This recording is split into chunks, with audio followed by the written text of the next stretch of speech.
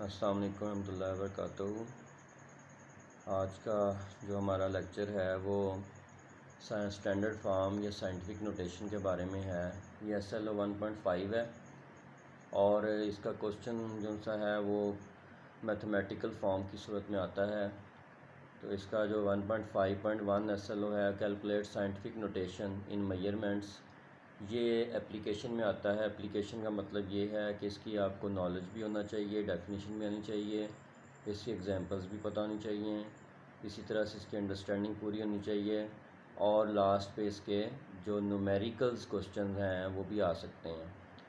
तो ये PTB की पेज नंबर 8 जो सा है उसके ऊपर है, पूरे का पूरा टॉपिक मौजूद है, वहाँ से भी आप कंसल्ट कर सकते हैं। तो इसकी डेफिनेशन कुछ इस तरह से बनेगी।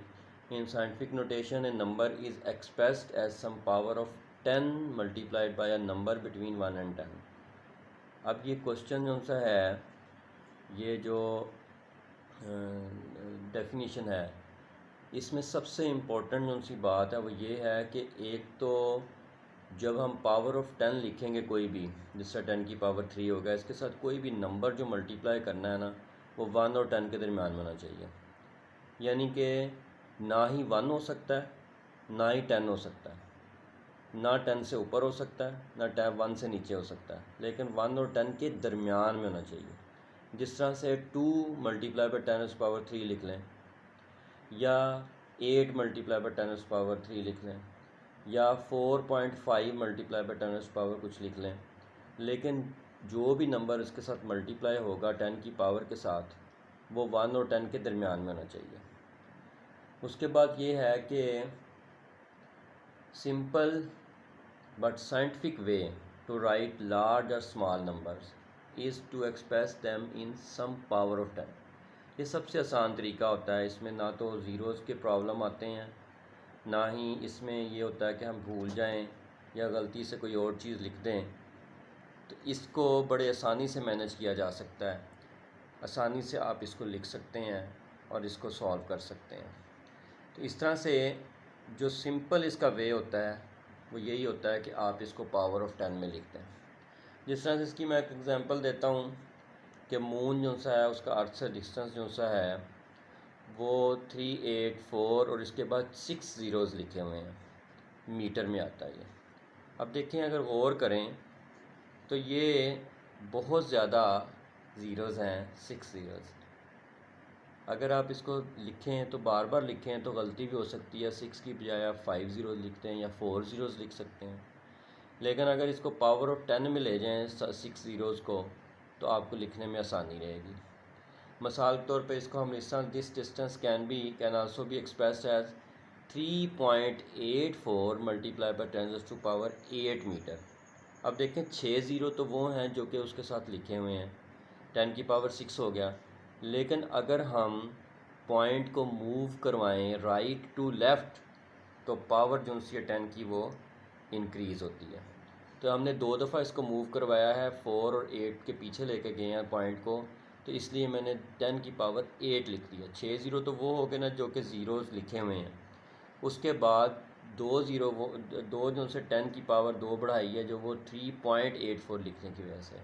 This form of expressing A number is called the standard form और साइंटिफिक नोटेशन। यानी कि स्टैंडर्ड फॉर्म या साइंटिफिक नोटेशन दोनों का मतलब एक ही बनता है। इसका मतलब अगर क्वेश्चन आ जाए कि साइंटिफिक नोटेशन लिखें, तो फिर भी आपने पावर ऑफ 10 में लिखना है, और स्टैंडर्ड फॉर्म लिखें फिर भी पावर ऑफ 10 में लिखना है। दिस सेव्स राइटिंग डाउन और interpreting large numbers of zeros. यानी कि बहुत सारे ज़ीरोज़ बार बार लिखने से बचत हो जाती है। आप आसानी से 10 की पावर में वो नंबर ले जाएंगे तो आपको आसानी होगी लिखने में। उसके बाद if we have a number 220478, इसको हम बहुत सारी तरीक़ों से लिख सकते हैं। जिस तरह से अगर 2 दफ़ा पॉइंट, अब कोई भी देखें, अगर गौर करें इसके ऊपर 220478, इसमें पॉइंट नहीं लिखा हुआ। जिसके अंदर पॉइंट ना लिखा हो उसके आखिर पे पॉइंट होता है, इसलिए मैंने आखिर पे पॉइंट मेंशन कर दिया है। हालांकि वो मेंशन ना भी करें तो कोई फ़र्क नहीं पड़ता। तो जो आखिर पे पॉइंट है उसको अगर मूव करवाएं आप राइट से लेफ़्ट की तरफ, तो पावर इंक्रीज़ होती है।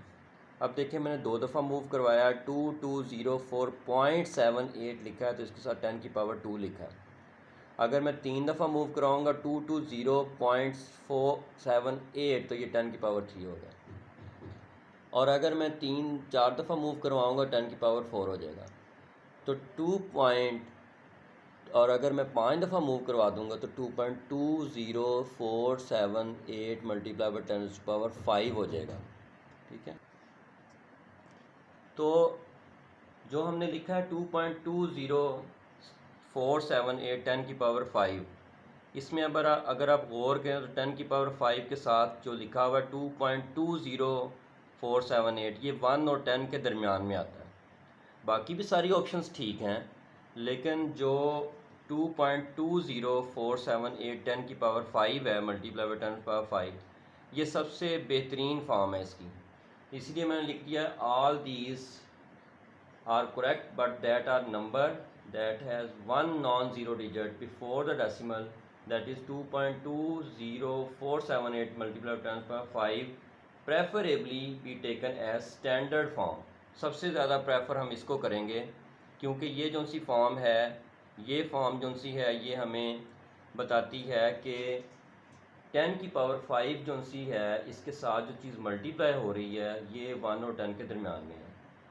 Similarly standard form of 0.00786 second, इसको अगर हम चेंज करेंगे तो ये हमने लेफ़्ट टू राइट मूव करवाया पॉइंट को, तो इसमें देखें पावर डिक्रीज़ हो जाएगी। -4 मैंने लिखा है 10 की पावर, इसलिए नीचे मैंने इसका एक असूल लिख दिया है, एक रूल लिख दिया है कि decimal move from left to right अगर करेंगे तो पावर जो सी है वो डिक्रीज़ होगी 10 की, और अगर decimal move from right to 10 करेंगे तो पावर ऑफ 10 जो सी है वो इंक्रीज़ होगी। अगर आप ये रूल याद रखें तो आप बड़े आसानी से जो सा कैलकुलेट कर सकते हैं।